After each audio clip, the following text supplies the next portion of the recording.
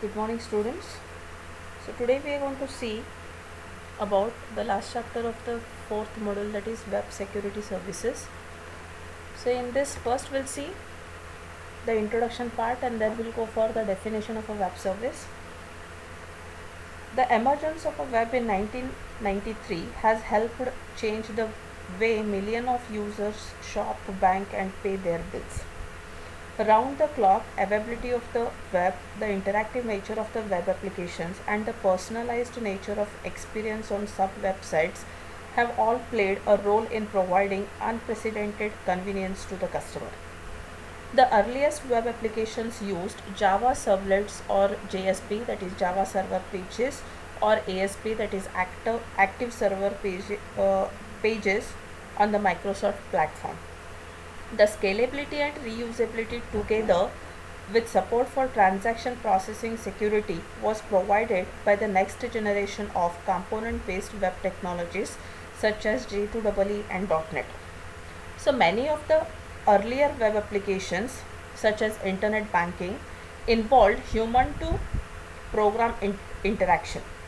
However, there are some applications such as supply chain management which is differ from traditional web applications in several significant respects. In that first one, programs communicate with each other over the web with little or no human intervention. Services might have a composite nature. There are potentially a large number of atomic service providers offering a given service.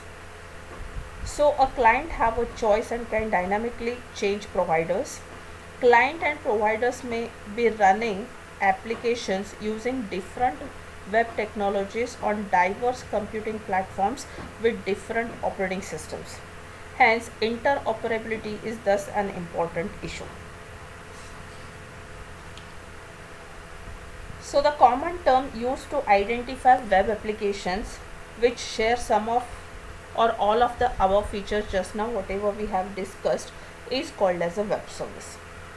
So the WWW, that is World Wide Web Consortium, defines a web service as a software system identified by a URI. URI is nothing but Uniform Resource Identifier, whose public interfaces and bindings are defined and described by XML. So these systems may then interact with the web service in a manner prescribed by its definitions using XML based messages conveyed by Internet Protocol. So as I have told, there is a one feature of a, that is supply chain management service, is a atomic service. So this atomic web service involves main three entities. Now if you see here, the first one is a provider, then a requester and a registry. The requester is nothing but a client, the provider is nothing but a server, and a registry. So as if you see the role of each three, we'll see the providers register or publish their services in a public registry. So this is what a first thing. Now if you see over here, service provider first publishes its services, what it can provide, to the registry.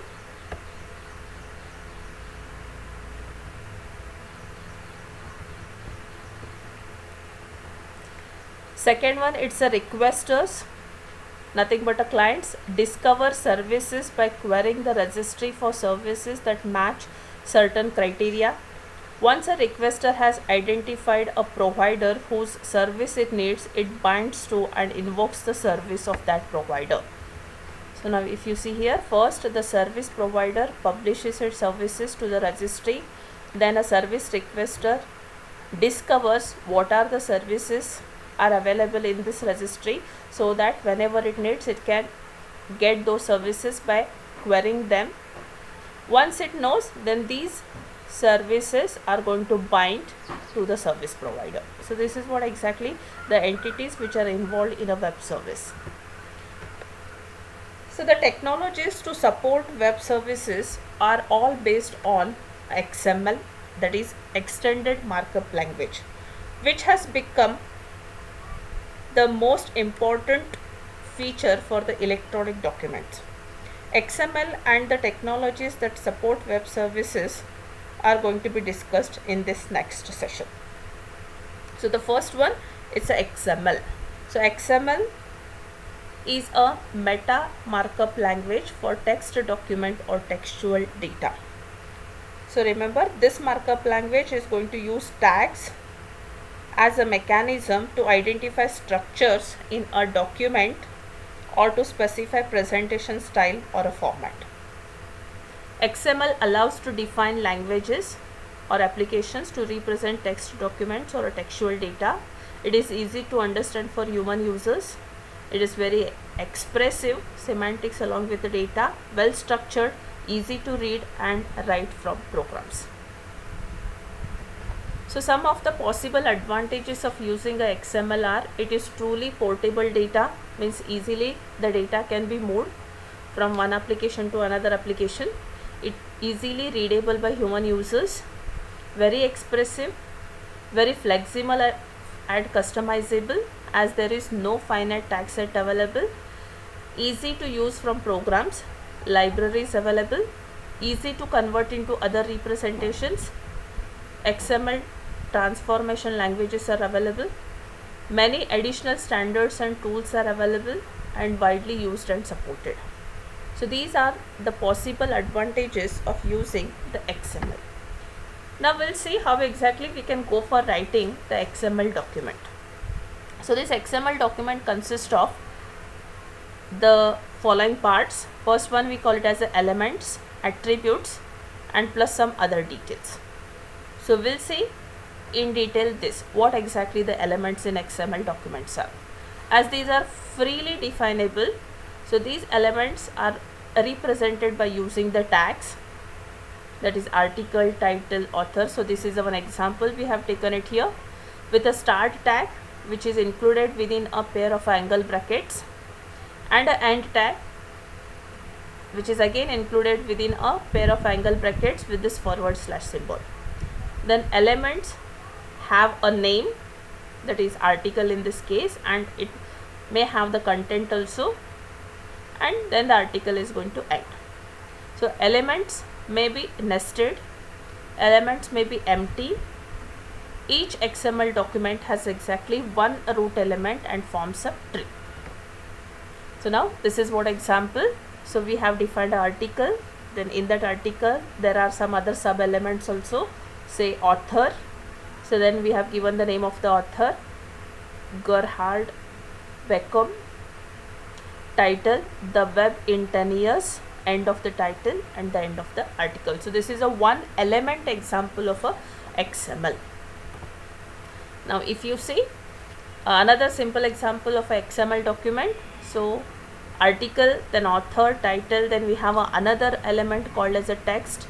In that we have taken another subtext, that is abstract, in order to evolve end of the abstract, section number, one, title, introduction, then the index provides the universal end of the section, end of a text, end of a article. So these are what the tags which we can use in a XML document.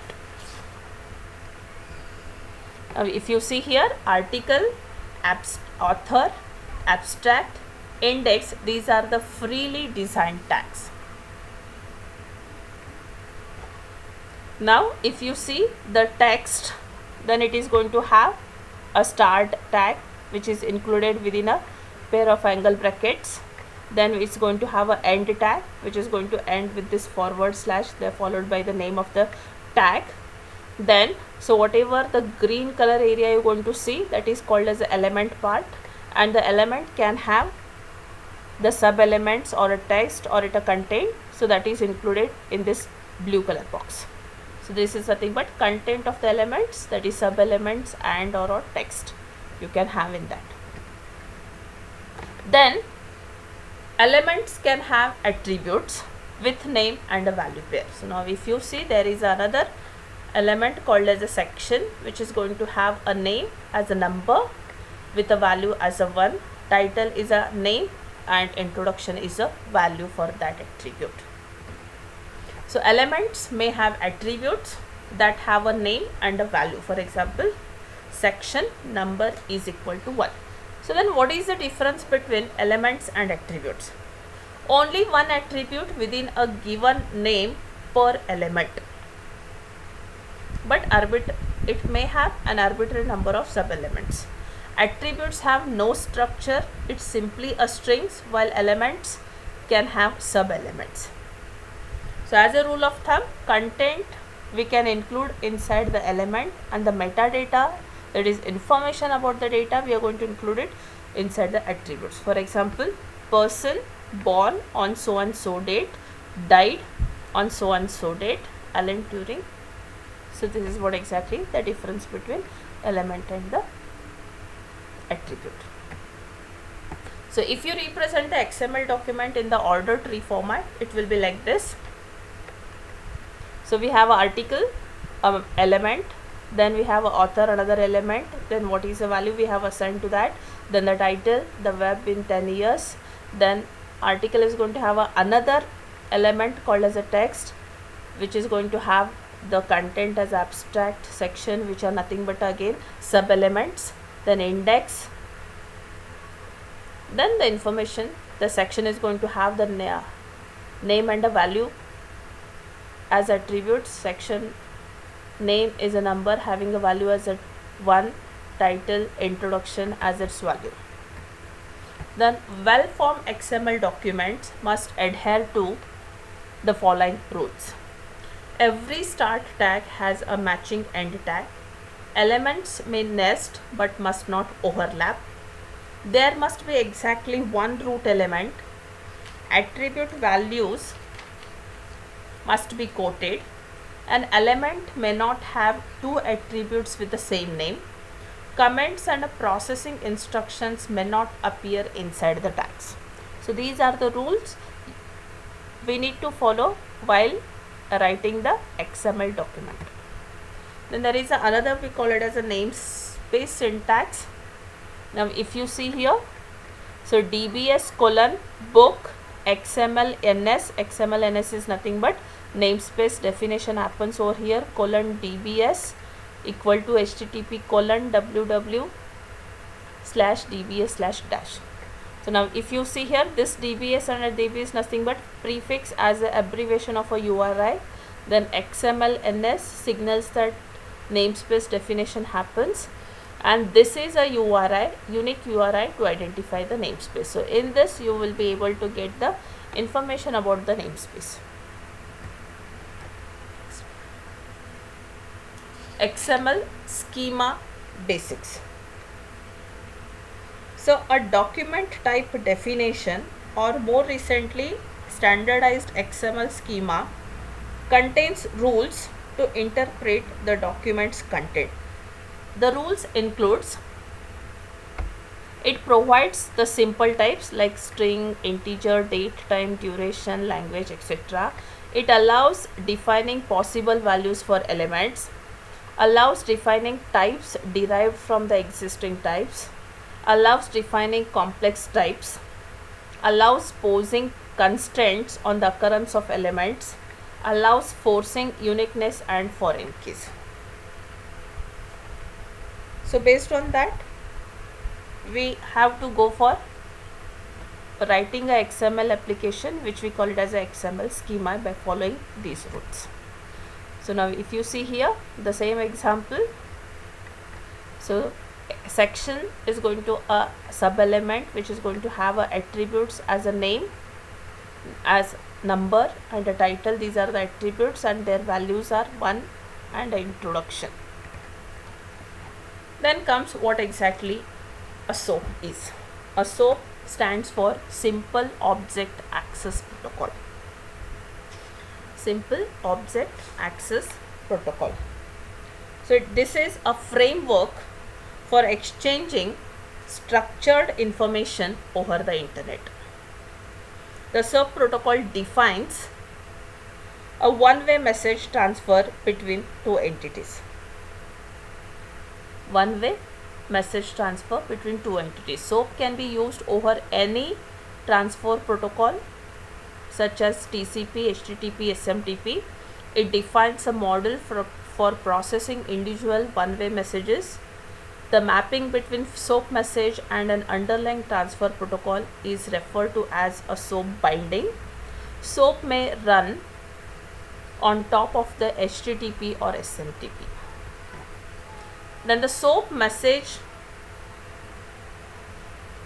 is an XML document made up of an envelope that is called as a SOAP envelope, which includes an optional SOAP header and a body.